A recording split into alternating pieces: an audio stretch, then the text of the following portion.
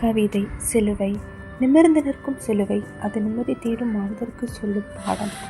வானத்தை நோக்கிய நெடுமரம் இறைவனை நேசி என காட்டுகிறது. இருபுறமும் விரிந்த குறுக்கு மரம் இன்னில் செய்வோரை நேசி என்கிறது. கல்வாரி மேட்டினிலே ஒரு கரையில்லாதவர் தொங்குகிறார்.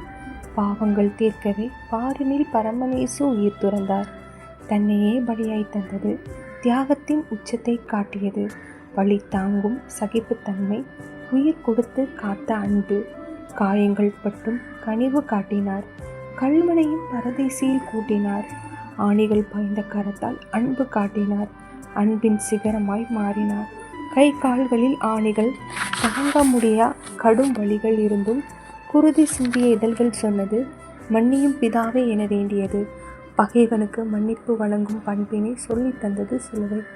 பாவம் போக்கிய பரிகாரி, பரிசுத்தத்தின் சிகரம். மரணம் வெல்ல வந்தவர் மரத்தில் தொங்குகிறார். உயிர் கொடுக்க வந்தவர் உதிரம் சிந்தினார்.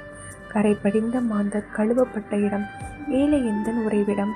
உயிர் கொடுத்து உயிரளித்த அன்பு, முன்முடி சூடி மணிமுடி துறந்தார். கல்வாரி மலையில் ரத்தம் சிந்திய அன்பு, கல் நெஞ்சை கூட கரைய வைக்கும் அன்பு. சிலுவை தண்டனையின் சின்னமல்ல, மனுகுல மீட்பின் மகத்தான அடையாளம். உதிரம் சிந்தியே உலகுக்கு உயிர் தந்தார். சிலுவை தியாகமே பேரன்பின் உச்சமே. சிலுவை மரம் உயிர் பலி சுமந்தது.